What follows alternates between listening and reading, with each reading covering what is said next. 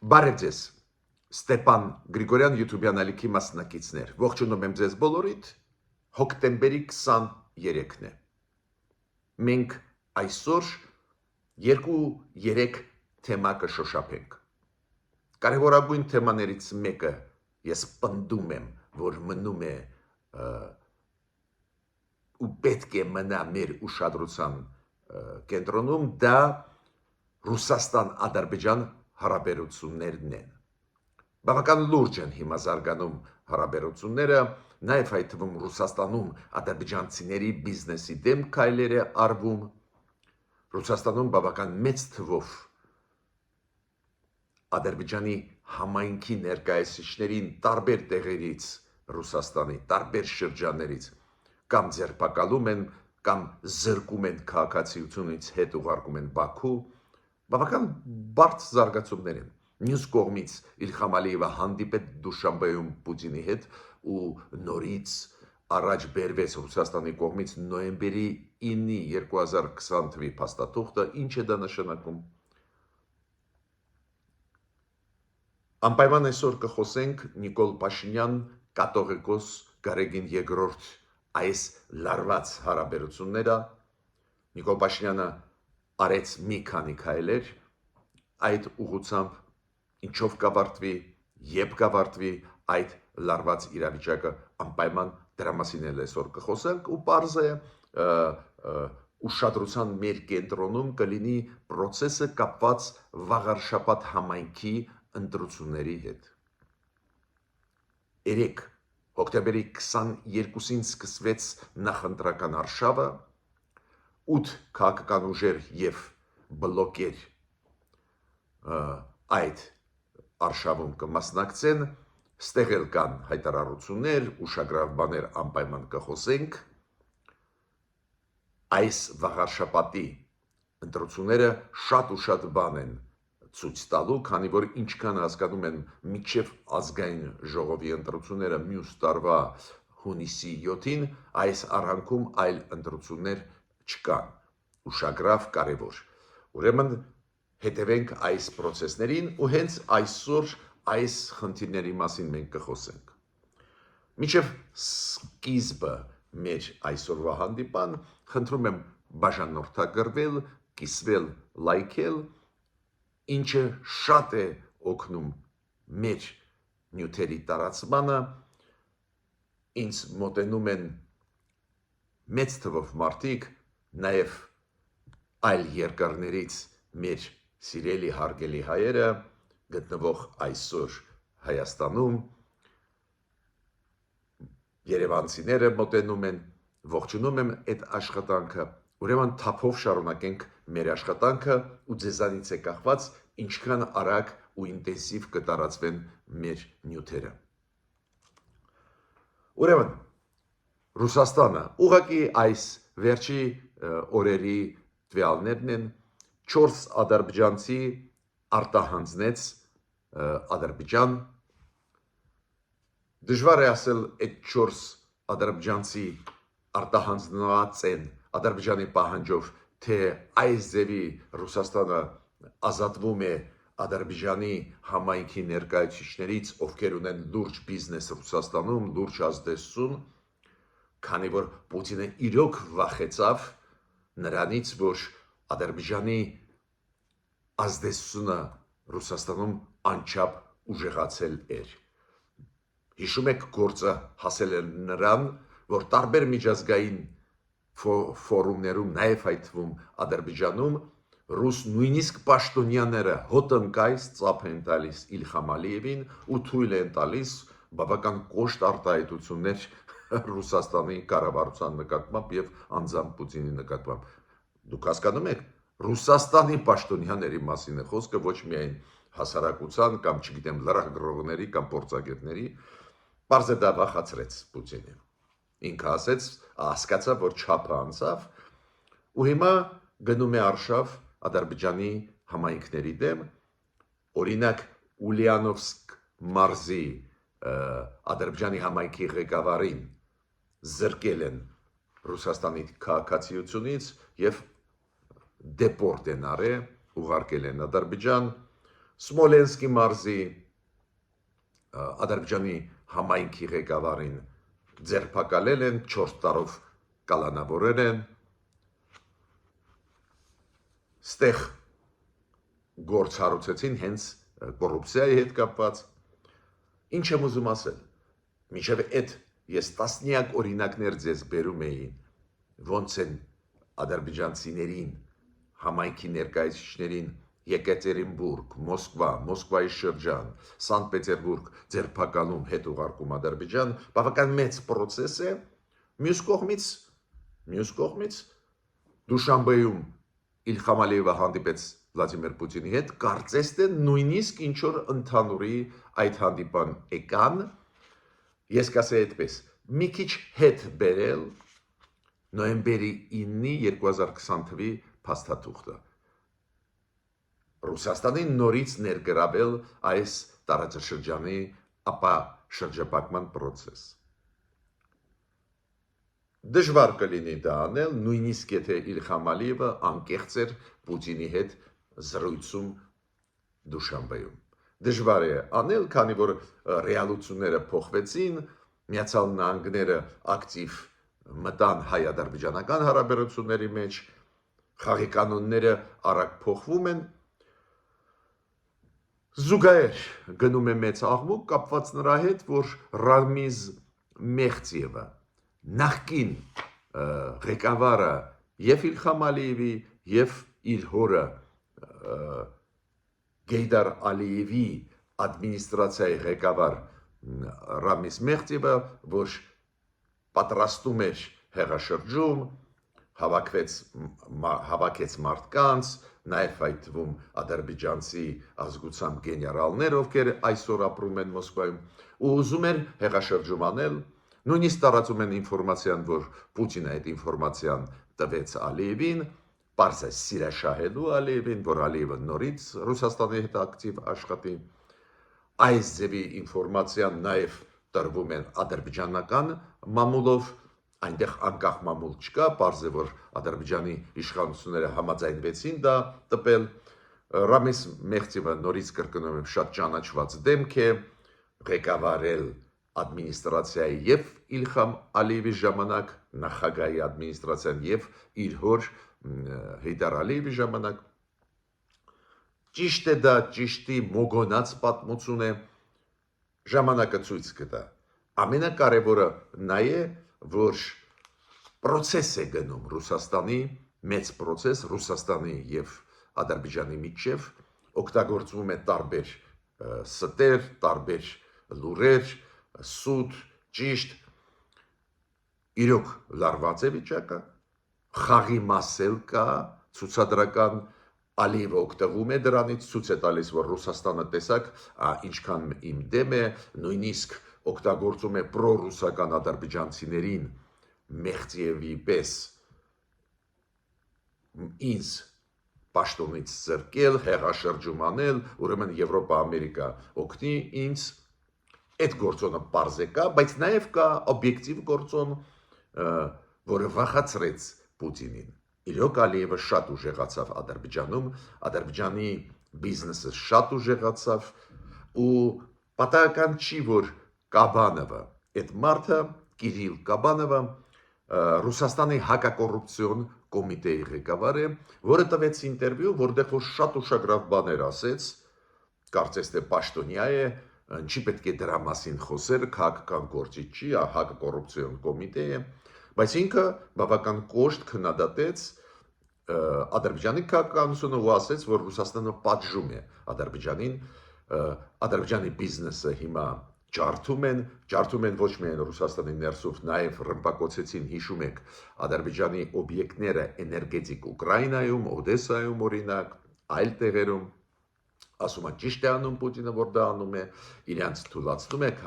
քանի որ իրանք դուրս եկան Ռուսաստանի դեմ, ուրեմն բարդոտ իրավիճակ է, բայց պետք է հետևենք ուշադիր։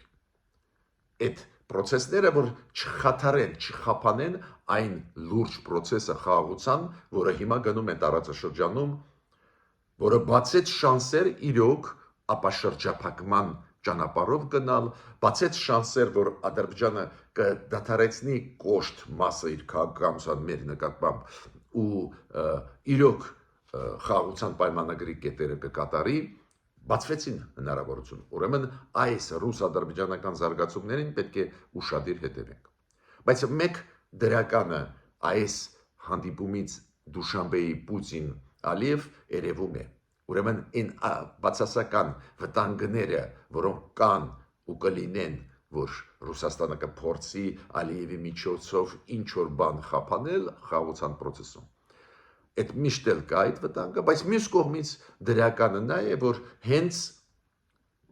2 օր առաջ Ալիևը հայտարարեց, որ խոչընդոտները այն ապրանքների հետ, որոնք Հայաստանից դուրս են գալիս կամ Հայաստան պետք է մտնեն, հանված են Ադրբեջանի կողմից։ Ղազախստանի նախագահան, Վրաստանի վարչապետը ողջունեցին, որ Ադրբեջանը բացեց իր տարածքը, նրա համար, որ օրինակ ծորենը Ղազախստանի մտնի Ադրբեջանով, Ղազախստանով, Ադրբեջանով եւ Վրաստանով Հայաստանի տարածք։ Ուրեմն ռեալությունները նոր են ու այդ նոր ռեալությունները բերեցին նրան, որ Ալիևը գործեց կառուցողական, որ այլ խաղացողների ապակառուցողական գործոնը չաշխատեց, աշխատեց կառուցողական գործոնը։ Ուստեղ պարզ է, որ մեծ դեր խաղաց հենց Ղազախստանի նախագահ պարոն Տոկաևը, քանի որ Ղազախստանը ուզում է աշխատել Հայաստանի հետ ու պարզ է, որ ուզում է ամենակարճ ճանապարհով համագործակցել Հայաստանի հետ, նաև այդ թվում իր ծորենը ուղարկել Հայաստան։ Ամենակարճ ճանապարհը Ադրբեջանի տարածքով է։ Ուստեղ այս գործոնը աշխատեց։ Ուրեմն նոր ռեալություններն են, որոնք իրոք շանս են տալիս, որ եւ մենք եւ Ադրբեջանը կկատարենք այն պարտավորությունները, որոնք ստանձնեցինք խաղաղության պայմանագրի շրջանակներում, որը դուք գիտեք նախաստորագրված էր Վաշինգտոնում, եւ իրոք զարգացումները գնան դեպի դրականը, դեպի ապաշրջափակում մեր տարածաշրջանում, ինչից շահած դուրս կգա միանշանակ Հայաստանը, բայց ոչ միայն Հայաստանը, նաև Թուրքիան, նաև Ադրբեջանը, նաև Վրաստանը, այլ խաղացողներ։ Մյուս հարցը, որի մասին ուզում եմ ասել, այդ հարցը կապված է վաղաշաբաթի համայնքի ընտրությունների հետ։ Պնդում եմ, որ շատ լուրջ ընտրություններ են լինելու, պայքարը իրոք ծանր կլինի, դաժան կլինի պայքար, քանի որ այս ընտրությունները ցույց կտան պատկերը 100%-ով ոչ, բայց բավական բարձր տոկոսով ցույց կտան պատկերը տրամադրությունների մարդկանց Հայաստանի ներսում։ Այդ ընտրությունները չեն լինի դասական տեղական ինքնակառավարման ընտրություններ։ Քաղաքական բաղադրիչը շատ մեծ է լինելու։ Էդ էլ հաշվի առնելով բարդ հարաբերությունները Նիկոլ Փաշինյանի եկեղեցու հետ, Մայր Աթոր եկեղեցին գտնվում է Էջմիածնում, վաղարշաբաթի համայնքի կենտրոնում։ Ուրեմն ստեղ մենք կտեսնենք բավական թեժ քաղաքական պայքար։ 8 քաղաքական ուժեր, դուք գիտեք, գրանցվեցին, հաստատվեցին կենտրոնական ընտրական հանձնաժողովի կողմից։ Այդ 8 ուժերի մեջ մտնում է օրինակ Վանեցյանի կուսակցությունը, Հայրենիք, մտնում է Դաշինք հաղթանակ, որտեղ որ կան նաև դաշնակցությունը, պարզ է քաղ պայմանագիրը մասնակցում են նաև ազատ դեմոկրատներ, Հանրապետություն կուսակցությունը, Արամզավենի Սարգսյանի ժառանգությունը, Մայր Հայաստան, 7 թե 8 ուժեր,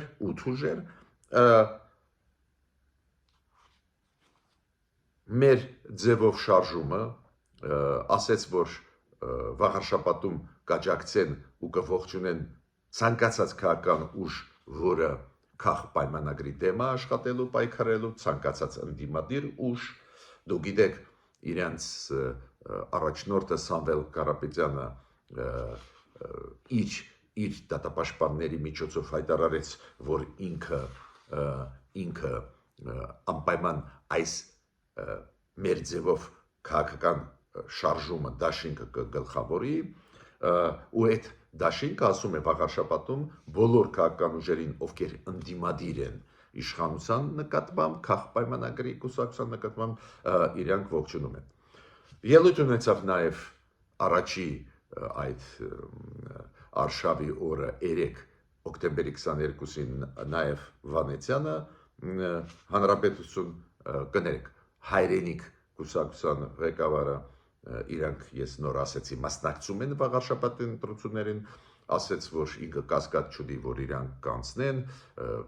շատ ձայներ կհավաքեն ու ասեց, որ գլխավոր իրանք նպատակը չթողնել, որ քաղաքապայմանագրերը կարողանա հաղթող դուրս գալ վաղարշապատի ընտրությունների, ինչի մասին ես նոր ասեցի, կոշտ հայտարարություններ, գիտեք, մի քանի օր առաջ շատ կարևոր ինֆորմացիա եկավ հետք օնլայն ռեսուրսի կողմից։ Հետքը դուք գիտեք բավական օբյեկտիվ ինֆորմացիա է տալիս է կապված կոռուպցիոն ռիսկերի հետ, կապված խախտումների հետ ընտրություններին, դա է պատճառը, որ հետքի տրված ինֆորմացիան այդ ռեսուրսի կողմից բավական լուրջ է ընդունվում եւ կառավարության կողմից, եւ հասարակության կողմից, հետքը հիշում եք մի քանի օր առաջ աղազանգել է, որ ունեն ինֆորմացիա քաղաքապայմանագրի թիմի ներսից, որ հանձնարարական կա ակտիվ օգտագործել ադմինիստրատիվ ռեսուրսը։ Նիկոլ Փաշինյանը 3 ազգային ժողովում կառավարության ժամից ժամանակ արձագանքեց այդ հետքի տրված ինֆորմացիային։ Ինքը ասեց, որ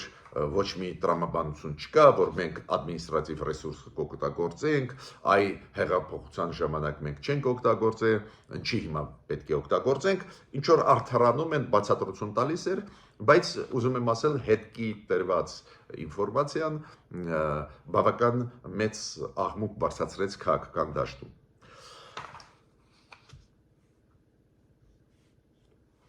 Հիմա նորից ուզում եմ անդրադառնալ այն process-ին, որը կապված էր Գյումրու հետ, երբ որ Վարդան Ղուկասյանին բերման ենթարկեցին, հակակոռուպցիոն կոմիտե, հետո գործ հարուցեցին, հետո դատարանը որոշում ընդունեց 2 ամսով իրան կալանավորել, ես ինչու անդրադառնում եմ, քանի որ այնտեղ դուք հիշում եք Վարդան Ղուկասյանի կողմնակիցները քաղաքապետարանի շենքում բավական ակտիվ պայքարում են պաշտպանելու համար Վարդան Ղուկասյանին, որ չձերբակալեն, ու այնտեղ բախումներ եղան ոստիկանության հետ, 33 մարդ բերման ենթարկվեցին ու պարզվեց երեք, որ 19 մարդու նկատմամբ քրեական գործ հարուցվեց ու հիմա դատարանները սկսեցին որոշում ընդունել կալանավորել այդ մարդկանց, երկուսի մասին հստակ որոշում կա, կալանավորել 2 ամսով։ Պետությունը, ես կասեի այդպես, պետական ինստիտուտները սկսեցին ուժ ցուցադրել, ես դա պատահականություն չեմ համարում, ցույց տալ ուժը պետական ինստիտուտների, որ ափերից դուրս չգա այս ընդդիմադիր մարդկանց պայքարը։ Չգիտեմ, գիտեք, շատ զգուշ պետք է այդ ինստրումենտները, նաև ոստիկանական մեխանիզմները, քննչական մարմինների օգտագործեն իշխանությունները, որ այն սահմանը չանցնեն, երբ որ սկսվում է մարդու իրավունքների խախտման process։ Նիկոլ Փաշինյանը շարունակում է իր քայլերը կապված Գարեգին Երկրորդի հետ։ Ինքը չի թաքցնում, որ չի ճանաչում Գարեգին Երկրորդին որպես կատողիկոս, որպես առաջնորդ հայրաքաղաքական եկեղեցու, միշտ օգտագործում է իր աշխարհայք անունը, ու նաև մենք տեսնում ենք մեծ process կապված եպիսկոպոսների հետ, օրինակ արքի եպիսկոպոս Նատան Հովանեսյանը կանչվեց քննչական կոմիտե, իր հարցաքննեցին ինչ որ գործով, Արամ առաջինը, մեր կատողիկոսը, Կիլիկիո կատողիկոսը, շատերը սպասում էին ինչ է ինքը ասելու, քանի որ ինչ որ ժամանակ ինքը լռում էր, միջ այդ ինքը պարզ է սատար կանգնեց Գարեգին երկրորդին, բայց ինչ որ ժամանակ նույնիսկ ինքը իր ներկայացուցիչին ուղարկեց մի քանի օր առաջ, ուղարկեց որ հանդիպի գա Հայաստան ու հանդիպի Նիկոլ Փաշինյանի հետ, ու սպասում էին իր արձագանքը այս վերջի զարգացումների, վերջի ձերբակալությունների մեր հոգեբարական դեմքերի, նաև այդ թվում եպիսկոպոսին, հիշում եք երրորդ եպիսկոպոսը դատապարտվեց 2 ամսով, այդ բարդ process է գնում, որին մենք փորձում ենք ուշադիր հետևել, ու ես չեմ թաքցնում, որ սպասում եմ, դե Արամ առաջինը ինչ է ասելու, մեր կատողիկոսը Կիլիկիո հայտարարությամբ երեք հանդես եկավ ու ասեց, որ մեր պետությունը ինքնականդման ճանապարհով է գնում։ Բավական ինքը պեսիմիստիկորեն արտահայտվեց ու նաև ասեց, որ անպայման պետք է եւ ղեկավարները Հայաստանի փոխվեն եւ նոր մոտեցումներ ցուցաբերվեն նոր ղեկավարների կողմից։ Ես կասեի այդպես քաղաքական նաև հայտարարություններ արեց ու ինքը շատ մտահոգված է ուր է գնում Հայաստանը, ուր է գնում հայ ժողովուրդը։ Նիկոլ Փաշինյանը պատասխանեց եւ Արամ առաջինին եւ Գարեգին երկրորդին ինքը պատասխանեց այս երեկվա կառավարության ժամին ազգային ժողովում։ Կառավարության ժամի նիստը բոյկոտեց ընդդիմություն չկար դահլիճում, բայց Նիկոլ Փաշինյանը պարզ է անդրադարձավ այդ հարցերին, Արամ առաջինի հայտարարությանը, Գարեգին երկրորդի, ես կասեի շատ բացասական, ինքը գնահատեց Արամ առաջինի այդ առաջարկը փոխել իշխանություններին Հայաստանում, որ նոր իշխանություններ կան, բավական ցավոտ արձագանքեց այն փաստին, որ ընդդիմությունը մեղադրում է կառավարությունը, որ իբր կառավարությունը Ադրբեջանի, Թուրքիայի պահանջներ է իրականացնում ու իրանց թելադրանքով անում է քայլեր, պատասխանեց ինքը։ Ու այդ իմաստով պետք է ասեմ, որ պարզ է, որ Նիկոլ Փաշինյան եկեղեցի հարաբերությունները ել ավելի սրվում են։ Ինքը Նիկոլ Փաշինյանը ասում է, որ ընդդիմությունը Հայաստանի առաջ է քաշում օտար երկրյա շահերը Հայաստանի ներսում,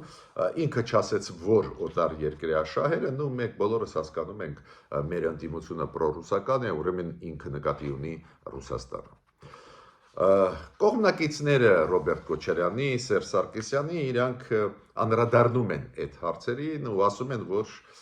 Նիկոլ Փաշինյանը պատրաստում է քայլեր Գարեգին երկրորդի դեմ ուղղված, նույնիսկ Սերժ Սարգսյանը անձամբ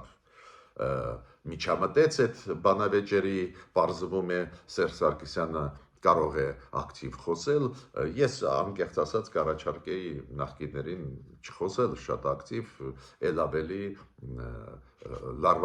լարվում է վիճակը հայրենիքում, բայց Սերժ Սարգսյանը այնուամենայնիվ անդրադարձավ այդ հարցին ու ասեց, որ եթե կատողիկոսը Գարեգին երկրորդը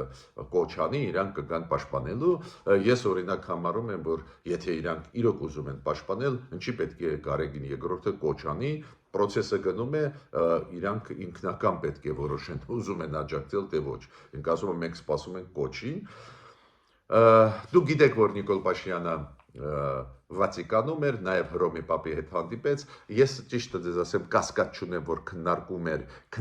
էր այդ հարցը, Նիկոլ Փաշինյանի հարաբերությունները Գարեգին երկրորդի հետ կապված, պարզ է, պաշտոնական հաղորդագրությունների մեջ դրա մասին խոսք չկա, բայց մենք հասկանում ենք, որ քննարկվել է այդ հարցը, ու շատ կարևոր քայլ, որը անում է Նիկոլ Փաշինյանը, դուք գիտեք, որ կարգալույծ է եղել Հովանավանքի քահանա Տեր Արամ Ասատրյանը, ինքը կարգալույծ հռչակվեց Էջմիածնի կողմից, Սուրբ Մայր Աթոր Էջմիածնի կողմից, կանոնների համաձայն ինքը իրավունք չունի ինչ որ արարողություններ իրականացնել կարգալույց եղած հետո, բայց Արամ Ասատրյանը, Տեր Արամ Ասատրյանը քահանան հայտարարեց, որ շարունակելու է իր ծառայությունը ու կիրակի օրը պատարագ է մատուցելու։ Նիկոլ Փաշյանը հայտարարեց, որ այդ պատարագին Նիկոլ Փաշյանը կմասնակցի այս կիրակի օրը։ Ինչը դա նշանակում։ Դա նշանակում է, որ Նիկոլ Փաշյանը ցանկացած այդ process, որը թույլատնում է Գարեգին երկրորդի դիրքերը, չմիացնում ինքը ողջունի ու այս ցանկացած այս դերի process-ին աջակցություն կտա, քանի որ վարչապետի մասնակցությունը Հովանավանքի պատարագին դա լուրջ քայլ է, ուրեմն շարունակում է լարված հարաբերությունները Նիկոլ Փաշյան հայ առաքելական եկեղեցի ու առաջերտին Նիկոլ Փաշյան Գարեգին երկրորդը նայենք երբ է հանգուցալուծում լինելու տարբեր գնահատականներ կան, որ հանգուցալուծումը կարող է նույնիսկ լինի միջև վաղար շաբաթում անցնելը տեղական ինքնակառավարման ընտրությունների։ Դուք գիտեք, վաղար շաբաթի տեղական ինքնակառավարման ընտրությունները կլինեն նոյեմբերի 16-ին։ Կա կարծիք, որ ընտրությունների արդյունքներից հետո կսկսի ավելի ակտիվ Գարեգին երկրորդի դեմ քայլեր անել Նիկոլ Փաշինյանը։ Նայենք ոնց է լինելու, ես իմ կարծիքը չեմ փոխում, մեր եկեղեցին պետք է հեռու մնա քաղաքական process-ներից ու մյուս կողմից մտահոգություն եմ հայտնում, որ այս ձևի լարված վիճակ է կառավարություն Հայաստանի եւ եկեղեցի, ինչը ցավոտ ոչ միայն ես եմ ընդունում, նաեւ մեր սփյուռքայությունը, որը պարզ է մեծ հարգանք ունի եւ մենք բոլորս հայ առաքելական եկեղեցու նկատմամբ, բայց մենք տեսնում ենք նաեւ այս ձևի ցավոտ process-ներ։ Ես ավարտեցի իմ այսօրվա ելույթը, խնդրում եմ բաժանորդագրվել, կիսվել, լայքել, մինչ նոր հանդիպումներ։